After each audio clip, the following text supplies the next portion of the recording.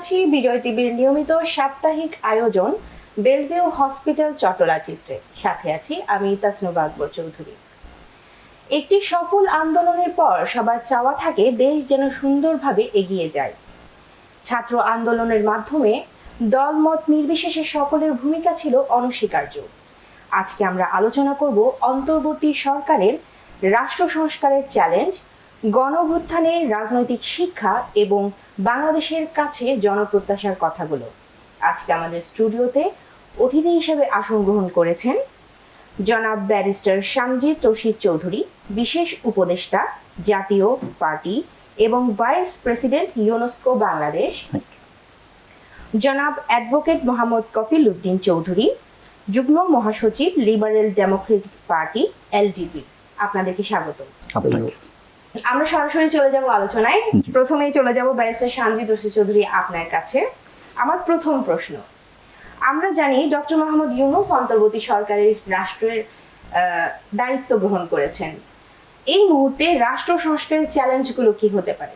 সবচেয়ে প্রথমেই আমি শ্রদ্ধার সাথে স্মরণ করতে চাই যার দ্বারা পৃথিবীতে আমি এসেছি, আমার মরহুমা মা প্রফেসর মাসুদ রশিদ চৌধুরী, ঢাকা ইউনিভার্সিটির প্রফেসর। ওনার নামটা এই কারণেই নিচ্ছি, 1996 সালে উনি সবচেয়ে প্রথম ঢাকা ইউনিভার্সিটির সাবেক ভিসি ডক্টর মনিরুজ্জামান মিয়া এবং ঢাকা ইউনিভার্সিটির সোশ্যাল সায়েন্সের ডিন ডক্টর আসাদুজ্জামানকে নিয়ে এই কোটা সংস্কারের আন্দোলনটা শুরু করেন। এবং আমি খুব গর্বিত যে আমাদের বাংলাদেশের সরকার প্রধান এমন একজন মানুষ যে সারা বিশ্বের একজন বরেণ্য এবং নোবেল পিস প্রাইজ ওনার এবং সারা পৃথিবীতে 184টা ইউনিভার্সিটির উনি চ্যান্সেলর। তো সেদিক দিয়ে আমি গর্বিত। এবং অন্তর্বর্তীকালীন সরকার বলেন, কেয়ারটেকার গভর্নমেন্ট বলেন, আমার মনে হয় এই গভর্নমেন্টে যারা আছেন ওনাদের থেকে শিক্ষিত আর কোথাও নেই। এখন যেটা হচ্ছে যে আমাদের চ্যালেঞ্জগুলো, ওনারা কিন্তু কেউ রাজনৈতিক ব্যক্তিত্ব না, বন্যেরা বনে সুন্দর, শিশুরা মাতৃ ক্রোড়ে, যার যার সেক্টরে সে কাজ করাটাই মানায়।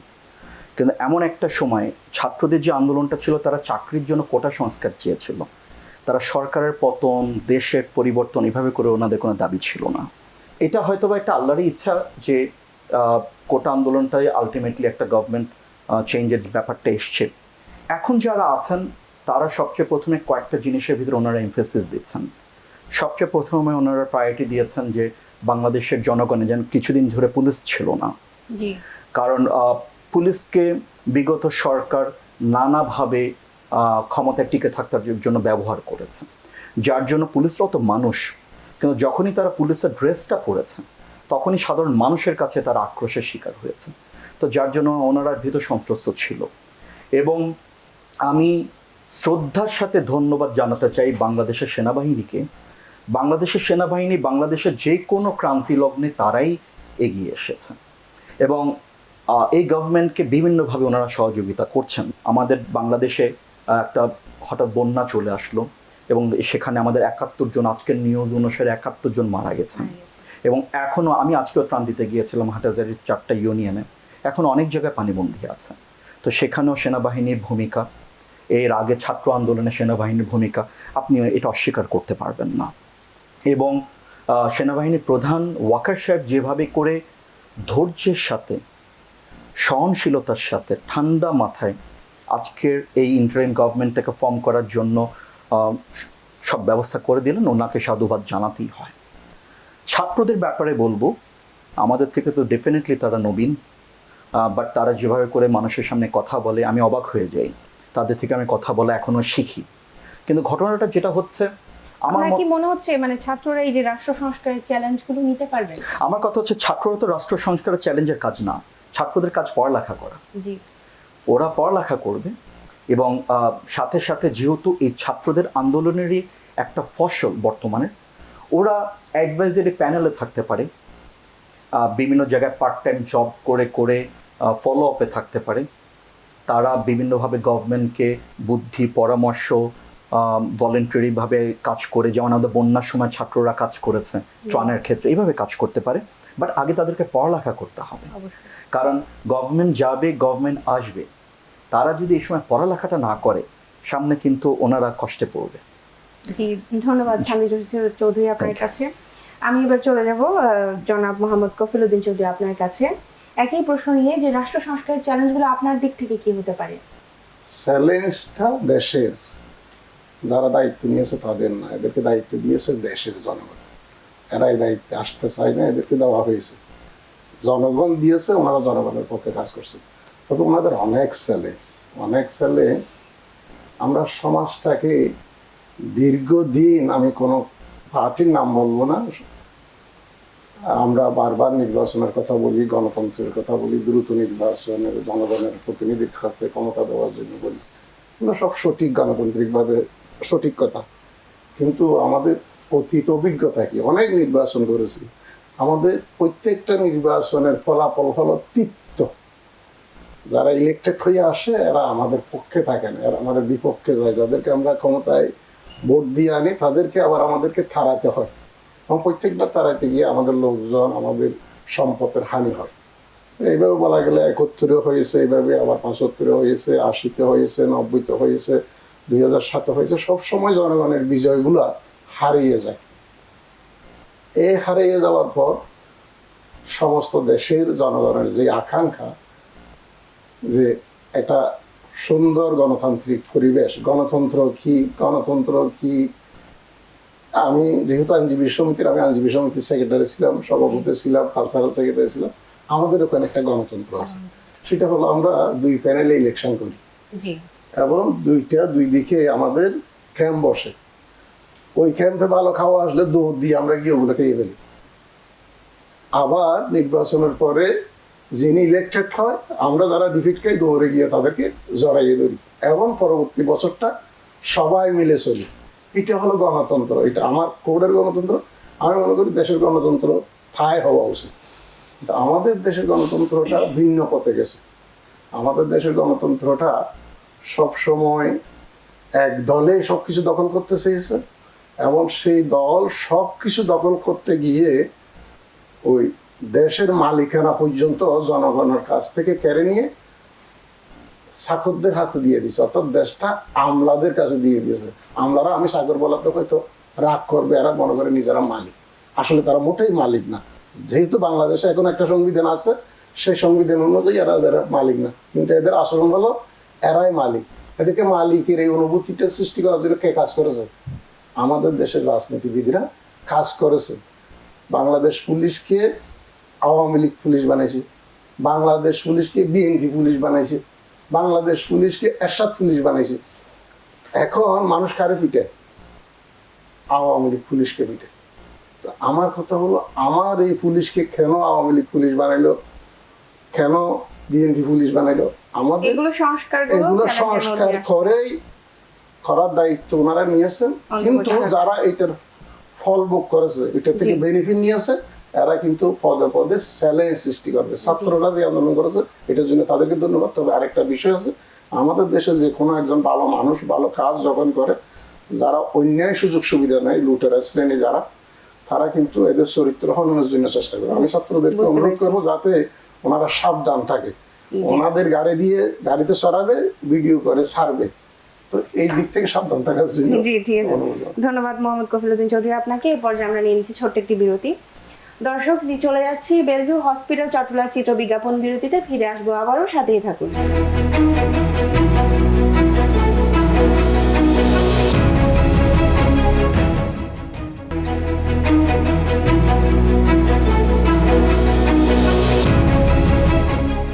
দর্শক, বিরতির পর আরো একবার স্বাগত জানাচ্ছি বেলভিউ হসপিটাল চট্টলার চিত্রে। আমরা আবার আলোচনায় ফিরে যাব। আমরা আলোচনা করছিলাম আমাদের আজকের আলোচ্য বিষয়, কেমন বাংলাদেশ চাই। আমি আবারও ফিরে যাব ব্যারিস্টার সামজিদ চৌধুরী আপনার কাছে। আমার দ্বিতীয় প্রশ্ন, এই গণঅভ্যুত্থানে রাজনৈতিক শিক্ষা কি হতে পারে? আপনার প্রশ্নের উত্তরটা দেওয়ার আগে আমি সবচেয়ে প্রথমে আমাদের বিজ্ঞ রাজনীতিবিদ কফিল সাহেবের একটা কথা তুলে বলতে চাই। মানুষ কর্মের দ্বারা বাঁচে, এবং মানুষ রাজনীতি করে কিছু দেবার জন্য, নেবার জন্য নয়। আমাদের 64 জেলার ছোট্ট বাংলাদেশে রেজিস্টার্ড রাজনৈতিক দল আছে 51টা। তাহলে এটা বুঝে নিতে হবে সবাই চেয়ার দখলের জন্য রাজনীতি করছে। আমি চৌধুরী পরিবারের বড় নাতি, আপনি যদি সারা বাংলাদেশ বাদ দেন, শুধু যদি চট্টগ্রামই দেখেন, চট্টগ্রাম বিশ্ববিদ্যালয়, Chattogram engineering university, Chattogram medical college, Chittagong Jamiatul Falah মসজিদ, বাওয়া স্কুল, যেদিকে তাকাবেন এগুলো আমাদের পরিবারের করা। আমাদের দলমত নির্বিশেষে মানুষজন সম্মান করার কারণটাই হচ্ছে যে আমরা চিটাগংকে নিয়ে ভাবি। এমনকি সারা বাংলাদেশের যেটা বিটিভি, সেটা ইস্ট পাকিস্তান টিভি সবচেয়ে প্রথম নগর ভবনের নিস্তালাতে আমার দাদাভাই করেছিলেন। তার আগে আমাদের বাংলাদেশে টিভি ছিল না, রেডিও ছিল। তো আমাদের রাজনীতিতে কেমন একটা ব্যাপার হয়ে গেছে যে আগে আমার আব্বা আম্মাদেরকে পার্লামেন্টে যাওয়ার সময় দেখতে মনে হয় অনেক সময় রিক্সা হয়ে গেছে, বাসায় গাড়ি আছে। এখন একটা হয়ে গেছে মাঝখানে বিলাসবহুল গাড়ি, সামনে 100টা মোটরসাইকেল, পাশে প্রোটোকল, জনপ্রতিনিধি, অথচ মানুষ কাছে যেতে পারে না। এটাকে জনপ্রতিনিধি বলে না, ঠিক আছে? জনসাধারণের সাথে মিশতে হবে, এটা মিশতে হবে, নাহলে এটা হবে না। এবং এইবার যেই ব্যাপারগুলো হলো, আপনাদের আজকের যে বিষয়টা, আপনাদের আমার মনে হয় এই আজকে আমাদের অনুষ্ঠানের নামটা যেটা হচ্ছে যে কেমন বাংলাদেশ চাই, এটা না হয়ে এটা হওয়া উচিত ছিল, আপনাদের নামটা রাখা উচিত ছিল যে কেমন বাংলাদেশ পাই। কারণ আমরা বাংলাদেশ আন্ডার 3 ফ্ল্যাগস, আমরা ব্রিটিশদের দ্বারা শোষিত, উপমহাদেশে ভারতের দ্বারা শোষিত, পাকিস্তানের দ্বারা শোষিত। আমরা বাংলাদেশের মানুষরা সবসময় প্রতারিত। দেশ স্বাধীনের পরে চিন্তা করলাম যে না, এবার আওয়ামী লীগ সরকার আমাদেরকে কিছু দিবে।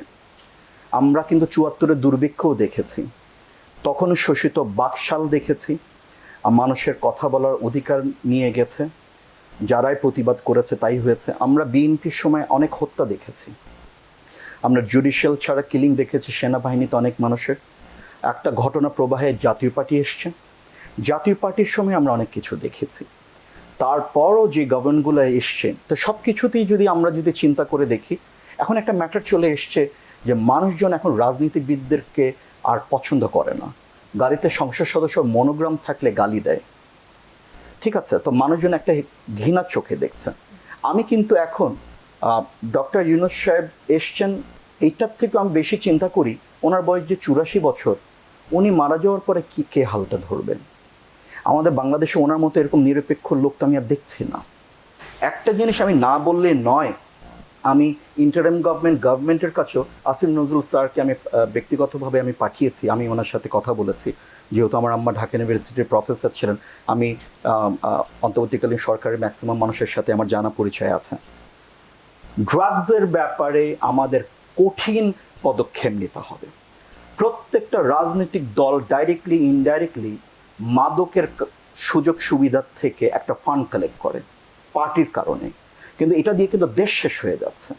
আমি না বলে পারছি না, দেশ স্বাধীনের পরে আওয়ামী লীগের আমলে আমাদের বাংলাদেশে গাঁজা চরসের আবির্ভাব হয়, বিএনপির আমলের শেষের দিক থেকে জাতীয় পার্টির আমলে শুরু হয় হেরোইন, এরপরে আসে ফেন্সিডিল, এবং বিগত 15-16 বছর আমাদের দেশে এসছে ইয়াবা। প্রত্যেকটা সরকারের আমলে নতুন নতুন নামে নতুন নতুন মাদক এসছে, যেটা দিয়ে আমাদের যুব সমাজ শেষ হয়ে যাচ্ছে। প্রত্যেকটা ইউনিভার্সিটিতে স্বজন প্রীতি হয়েছে, প্রত্যেকটা জায়গায়। ইভেন কি ডাক্তারদের ভিতরে গ্রুপিং। আমি কফিল ভাইয়ের সাথে আমি একমত নই, উনি যেরকম আইনজীবী আমিও আইনজীবী, আমার বাবা সুপ্রিম কোর্ট বার কাউন্সিলর ছিলেন, অ্যাডভোকেট ফজলুর রশিদ চৌধুরী। আমাদের এখানে আগে যেটা সাম্প্রদায়িক সম্প্রীতির ম্যাটার ছিল, এখন আমাদের আদালত পাড়া এটা নাই। ও বিএনপি করে আসতে পারবে না, ও জামাত করে আসতে পারবে না, ও এটাতে ঢুকতে পারবে না, এপিপি গভর্নমেন্ট থেকে হবে, একটা যোগ্য মানুষ আসতে পারবে না। কিছু হলেই বাংলাদেশের ভিতরে কিছু হোক সনাতন ধর্মের উপরে অ্যাটাক। ওয়াই? সনাতন ধর্ম কি অপরাধ করেছে? আজকে আপনি পাকিস্তানে দেখেন, আপনি আজকে ইন্ডিয়াতে দেখেন, সালমান খান, শাহরুখ খান ইন্ডিয়ার 1 নম্বর অ্যাক্টর। আপনার ওখানকার প্রেসিডেন্ট আবুল কালাম আজাদ। আমাদের বাংলাদেশে একজন হিন্দু ভদ্রলোক প্রধান বিচারপতি হলো, তাকেও আমরা অপমান করে দেশ থেকে তাড়িয়ে দিলাম। তো এটা আমাদের বাংলাদেশের সংবিধানটাতে তো সকল ধর্মের সমান অধিকার দেওয়া হয়েছিল, তাহলে আমাদের এখানে হিন্দু বৌদ্ধ খ্রিস্টানদের অধিকারটাকে আমরা খর্ব করছি কেন? এখানেও আমি আবার না বলে পারছি না, জাতীয় পার্টির আমলেই সারা বাংলাদেশের সকল ধর্মের উপাসনালয় গ্যাস বিদ্যুৎ কিন্তু হোসেন মোহাম্মদ এরশাদ বিনা পয়সায় করে দিয়েছিলেন। আমার এখন কথা যেটা হচ্ছে, এই ইন্টারিম গভর্নমেন্ট দল মত নির্বিশেষে সবচেয়ে প্রথমে করাপশন, টেরোরিজম এইসব জিনিসগুলাকে নজর রেখে আগে ক্লিন ইমেজে আনুক। এখন কিন্তু আমরা 2-3টা রাজনৈতিক দলের ভিতরে অস্থিরতা দেখছি ক্ষমতায় আসার জন্য। অনেকে বলতে চাচ্ছে একজন গেছে, এখন বাকিরা বোধহয় আসতে চাচ্ছে। আজকে একটু আগেও শুনলাম এক জায়গায় বলেছে যে আপনার 10 টাকা করে চাঁদা দিতে হবে একটা রাজনৈতিক দলের ছেলেরা। গতকালকে একটা ভাইরাল হয়েছে যে টিকিট চেকারকে মারছে এবং পরিচয় দিয়েছে সে ছাত্র সামথিং কিছু। তো এগুলো আমাদের জন্য ভালো কিছু বয়ে আনবে না।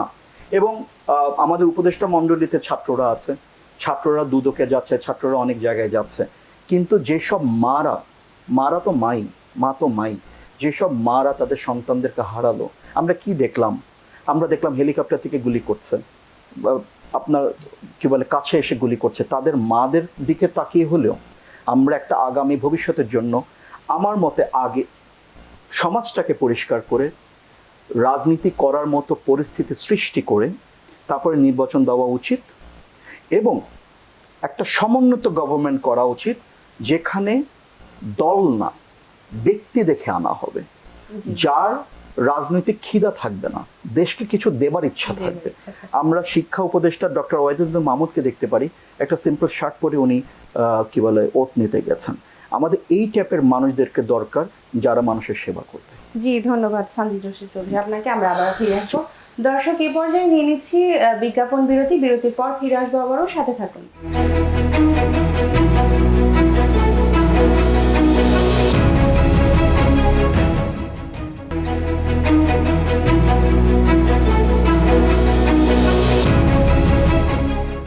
দর্শক, বিরতির পর আরো একবার স্বাগত জানাচ্ছি বেলভিউ হসপিটাল চট্টলাচিতে। আমরা সরাসরি ফিরে যাব আমাদের আলোচনায়।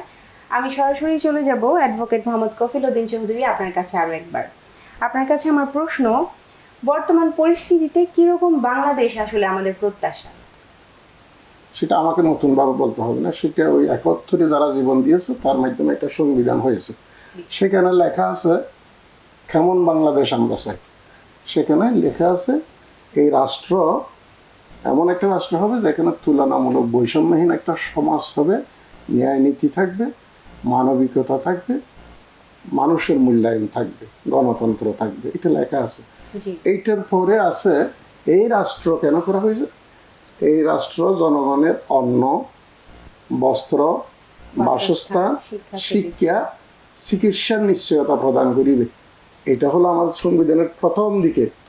গণতন্ত্র হলো সংবিধানের পরের দিকে। এখন আমরা শুধু তথাকথিত গণতন্ত্রের চর্চা করি পিছনের পৃষ্ঠায় গিয়ে, সামনের পৃষ্ঠা নিয়ে এই পর্যন্ত কেউ ভাবে নাই। এরশাদ সাহেব এটা দিয়েছেন, শেখ হাসিনা ওইটা দিয়েছেন, খালেদা জিয়া ওইটা দিয়েছেন।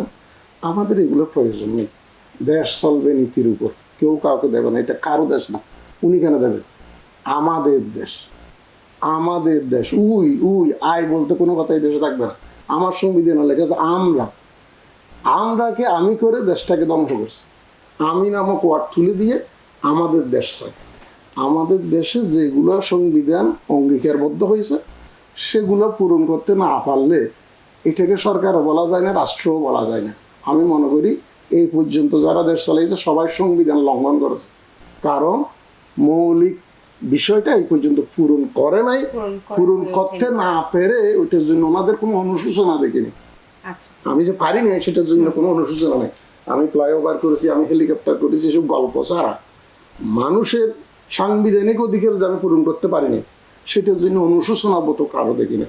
আমি মনে করি এখন যারা এসেছে তারা সংবিধান বুঝে এবং ওনারা সাংবিধানিক অঙ্গীকার পূরণের লক্ষ্যে কাজ করছেন বলে আমার মনে হয়। মানুষও তাই আকাঙ্ক্ষা করে। মানুষ এই রাজা বাদশাকে হইল চায় না। আমি বাঁচতে চাই, আমার অধিকার চাই, আমি চিকিৎসা চাই। একজনকে বলা হচ্ছে তুমি কি এই হিন্দু না মুসলিম, মুসলিম না হিন্দু, সে বলে আমি কিছু না, আমি ক্ষুধার্ত। আমি হিন্দু না মুসলিম না, আমি ক্ষুধার্ত। বাংলাদেশের মানুষের অবস্থাটা তাই। সে হিন্দু মুসলিম বুঝে না। ওইটা তো 71 চলে গেছে, সব এক ঘরে থাকছি আমরা হিন্দু মুসলিম, যা পাইছি সব মিলে ভাগ করে গেছি।